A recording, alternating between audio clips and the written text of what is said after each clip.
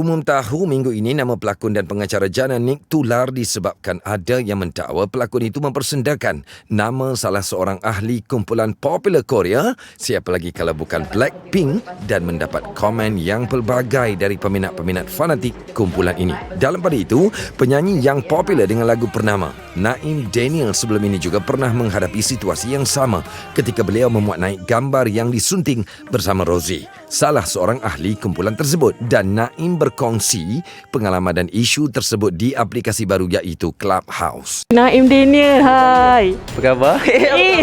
Apa khabar? Apa khabar? Alhamdulillah sihat. Katanya sekarang Naim tengah fokus dengan lagu baru, lagu untuk 2021. Belum habis lagi fenomena Purnama, dah ada lagu baru. Boleh Naim kongsikan dengan karya terbaru ni? Naim sebenarnya lebih kepada untuk cuba tak nak duduk diam, sebab ni saya dah lama tak menulis balik kan. So I guess it's time for me to be back and untuk memerah balik otak ni. Lagu ni hasil ciptaan saya bersama dengan Iki Hugh, and lagu ni bertajuk Terpisah, kisah arwah ayah pada Iki Hugh lah. There's something related to him, and kita orang sama-sama berganding tenaga untuk habiskan lagu ni dari segi liriknya Naim buat. Lepas tu Iki on the arrangement and everything. So insyaAllah akan menemui anda bila ia menemui anda.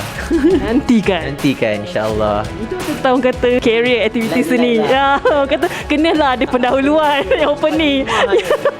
Itu mukadimahnya. Baru ni Naim ada mengulas tentang isu yang terjadi kepada Jana Nick di dalam satu aplikasi yang tengah trending sekarang, Clubhouse. Kita tahu isu yang berlaku terhadap Jana Nick dihentam oleh peminat-peminat fanatik Korea kan. Jadi apa yang membuatkan Naim mengulas tentang isu itu di dalam aplikasi ini? First of all, adakah news ni Jana akan cover kat Melody nanti? Cing.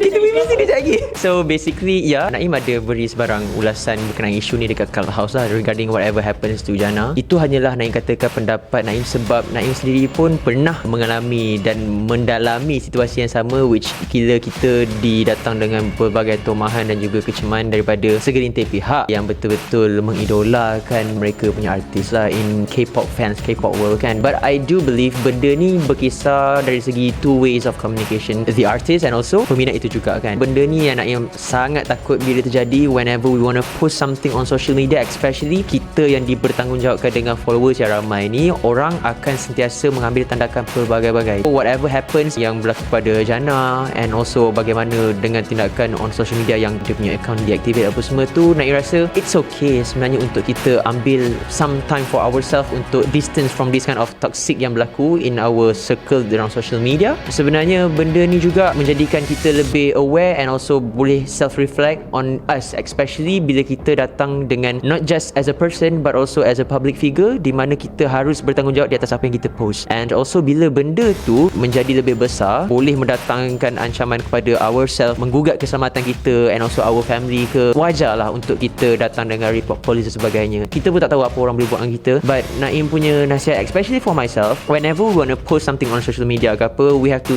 take over this three method, which is sama ada benda tu beneficial, and another thing, adakah benda tu akan menggurus hati orang, and yang ketiganya, adakah benda tu bila kita baca kita akan sakit hati as a person yang kita so called netizen. Kita kena letak diri kita in both ways, such as sebagai netizen pun ya, and also sebagai the public figure pun ya. So kita bertanggungjawab atas apa kita post lah. Jadi ada yang bersetuju dengan pendapat Naim, pandangan Naim, ada katanya Naim ini matang dalam memberikan ulasan tentang isu yang terjadi ni. Apa yang Naim boleh katakan? Naim suka bergaul dengan orang-orang yang lebih dewasa lah, especially dalam industri kan. Sebab Naim mula pun baru lagi daripada umur 8 tahun Naim start. Naim anggap benda tu as a blueprint, di mana kita cedok pengalaman mereka, whatever they did wrong in the past ke apa, kita boleh jadikan untuk bekalan di masa sekarang. And tambah-tambah bila kita didatangi dengan pelbagai tomahan beribu-ribu orang sehari-hari ni kan, sebab Naim pun percaya Naim bukan sempurna, Naim sendiri pun akan ada buat masalah from time to time, tapi the way kita wanna manage untuk contain and also menjaga the damage control tu, it's up to us. Sama ada kita lagi nak simbah minyak kepada api kan, ataupun kita tak simbah air ke api kan, whatever it is, it's never too wrong dari segi the public figure and also the netizen untuk berlaku baik sama sendiri. And ada banyak lagi benda yang kita nak fokuskan di fasa pandemik ni selain daripada masalah perbalahan minat dan sebagainya ni kan. Ada juga yang tidak bersetuju dengan pandangan Naim kan. Ada yang kata Naim ni lantang ketika isu tengah panas, tengah macam berleluasa, Naim dah bagikan pandangan. Jadi apa yang Naim boleh katakan mereka-mereka inilah macam lantang lah Naim ni kan. Naim percaya bukan semua orang akan setuju dengan kita 100%, and also So ini kita katakan as buah fikiran lah, di mana kita sebagai masyarakat have to help each other. And Naim percaya pun whatever yang Naim sharekan bukan untuk menjatuhkan mana-mana pihak, more like untuk nasihat kepada diri sendiri juga. Ada kalanya certain things tu better keep it to ourselves, dan selain itu boleh kita sharekan as an inspiration towards others. Naim ingatkan sekali, apa yang disampaikan bukanlah Naim cuba untuk bersifat lantang ke apa, tapi untuk Naim sendiri boleh share apa yang Naim mampu bagi tahu. Macam Naim sendiri, kita ada di satu tahap di mana orang selalu puji. Sebenarnya benda tu adalah satu ujian tau kan. You have to make sure yang kita tak termakan dengan benda tu. Benda tu kadang-kadang buat kita rasa kebal. Kita rasa macam kita untouchable, orang ada je nak backup kita kan. But actually benda tu adalah the silent killer, di mana kita tak tahu sama ada orang puji kita tu untuk uplift kita lagi ataupun membuatkan kita down secara spiritual and mentally. Naim pernah menghadapi situasi yang sama, dihentam oleh peminat-peminat Korea ini kan, peminat-peminat fanatik. Jadi Naim juga sempat memberikan nasihat kepada Jana kan, katanya kalau macam mengambil masa berdiam diri tu bagus kan. Apa yang Naim boleh katakan apabila pernah menghadapi situasi yang sama dan memberi nasihat lah kepada rakan-rakan artis yang mengalami benda yang sama ketika ini? Macam dah lu nak edit je lagi gambar Rose semua kan. Saya pun nak Blackpink macam mana kan. Tapi I know at certain point we have to come to a stop, di mana benda ni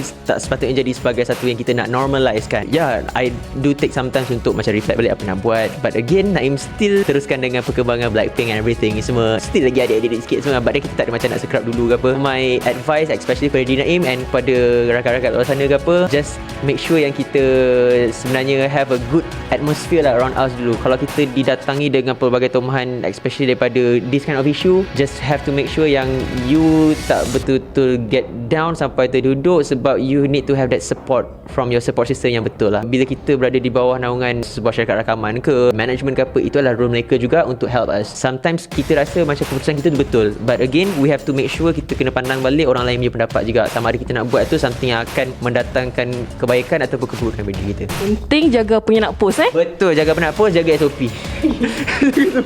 Yang mula-mula tu terpanggil sebab apa tu? Bukan saya saja nak komen pasal Jana ke bagaimana? Sebenarnya Naim sebab baru start main Clubhouse hari tu kan, tiba-tiba dapat ada room tu, okey masuk, okey. Sebenarnya nak dengar je, padahal tiba-tiba kena bercakap pula. Saya cakap lah apa yang saya rasa mungkin terbuku kan. Saya cakap je, bukan apa pun.